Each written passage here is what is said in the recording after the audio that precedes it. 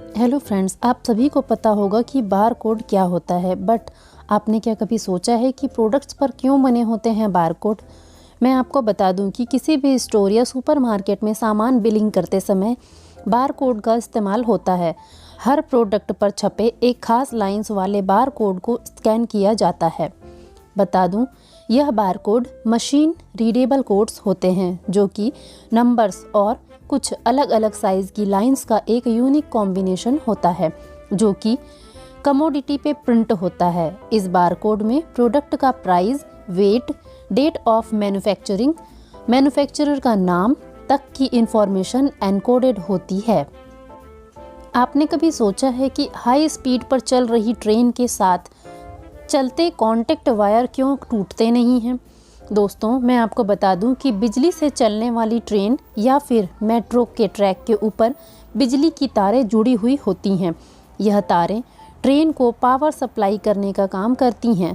तो वहीं किसी भी रेलवे ट्रैक के ऊपर एक नहीं बल्कि 2 तारें लगी होती हैं, जिनमें ऊपर वाले तार को कॉटनरी वायर कहा जाता है, जबकि नीचे वाले वायर को कॉन्टैक्ट वायर कहा जाता है। कॉन्टैक्ट वायर एक ड्रॉपर वायर की मदद से जुड़ी होती है और यही कॉन्टैक्ट वायर एक ग्रेफाइट पैंटोग्राफ के जरिए ट्रेन में करंट सप्लाई करने का काम करती है। इन तारों को सपोर्ट करने के लिए ट्रैक के साथ साथ मजबूत खंभे भी लगाए जाते हैं। यह हाई टेंशन वायर्स मोटे स्टील से बनी होती है, लेकिन यह डायरेक्ट ट्रेन के कांटेक्ट में नहीं होती है, इसलिए इनके टूटने की संभावना भी बहुत ही कम होती है। सिर्फ पैंटोग्राफ की ऊपरी ग्रेफाइट प्लेट को नियमित तौर पर बदला जाता है। दोस्तों, क्या आपको पता है कि एक देश ऐसा भी है जहां के लोगों को समोसा जैसा स्वादिष्ट स्नैक खाना मना ही नहीं बल्कि बैन भी है? जी हाँ, सोमालिया एक ऐसा देश है जहां के लोग समोसा जैसा टेस्टी स्नैक नहीं खा सकते क्योंकि समोसा खाना यहां पर बैन है। असल में इस देश के एक समूह का ऐसा मानना है कि समोसे का आकार उनके एक पवित्र चिन्ह से बिल्कुल मिलता जुलता है, इसलिए यहाँ के लोग अपने इस पवित्र चिन्ह के सम्मान में समोसा नहीं खाते हैं। आपने अक्सर देखा होगा कि पेड़ों के तनों पर मौजूद अजीब से उभार होते हैं। क्या आपको पता है कि यह अजीब से उभार क्या होते हैं? पेड़ की तनों में आया उभार पेड़ का हिस्सा असल में नहीं होता है, बल्कि एक कोशिकीय जीव स्टेमोंटिस होते हैं जो पेड़ों के ऊपर केवल 2 से 3 दिनों के अंदर ही उग जाते हैं। इसकी खास बात यह है कि इस जीव को काटने पर इसके अंदर से बिल्कुल लकड़ी जैसा ही भाग निकलता है, इसलिए लोग अक्सर भ्रमित हो जाते हैं कि यह कोई जीव नहीं बल्कि लकड़ी ही है। क्या आपको पता है कि ऑडी 8 में लगा साइड सेंसर क्या करता है? इस कार को यदि कोई भी वस्तु या कोई गाड़ी हिट करती है तो ऑडी 8 अपने यात्रियों की सुरक्षा के लिए हाइड्रोलिक्स का इस्तेमाल कर अपनी ऊंचाई बढ़ा लेती है और विंडोज़ में लगे ग्लासेस को भी बंद कर देती है। आपने कभी सोचा है कि कुएं का आकार हमेशा गोल ही क्यों होता है?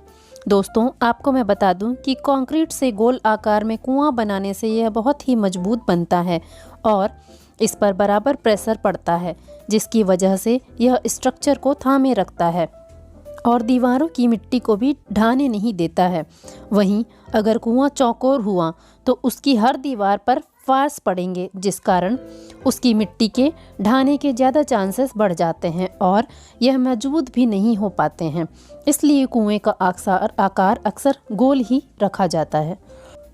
अक्सर आपने देखा होगा कि ज़्यादातर कंस्ट्रक्शन साइट को ढकने के लिए हरे रंग के कपड़े का ही इस्तेमाल किया जाता है। क्या आपको इसका कारण पता है? कंस्ट्रक्शन का काम होने के कारण कंस्ट्रक्शन साइट पर बहुत सारे धूल कण मौजूद हो जाते हैं, जिससे उनके आसपास खड़े लोग या फिर सवारी को आने जाने में बहुत मुश्किल होती है। इसलिए कंस्ट्रक्शन का काम हो रही इन इमारतों के मैक्सिमम पॉसिबल एरिया को हरे कपड़े से ढक दिया जाता है, जिससे कि इनके डस्ट इन्हीं कपड़ों के अंदर छिपे रहें। इमारतों को हरा रंग से ढकने के कारण एक साइट पर काम कर रहे मजदूरों के डिप्रेशन को भी कम करना होता है। हरे रंग का तरंग धैर्य अधिक होने के कारण अच्छी दूरी पर भी यह आसानी से नज़र आ जाता है।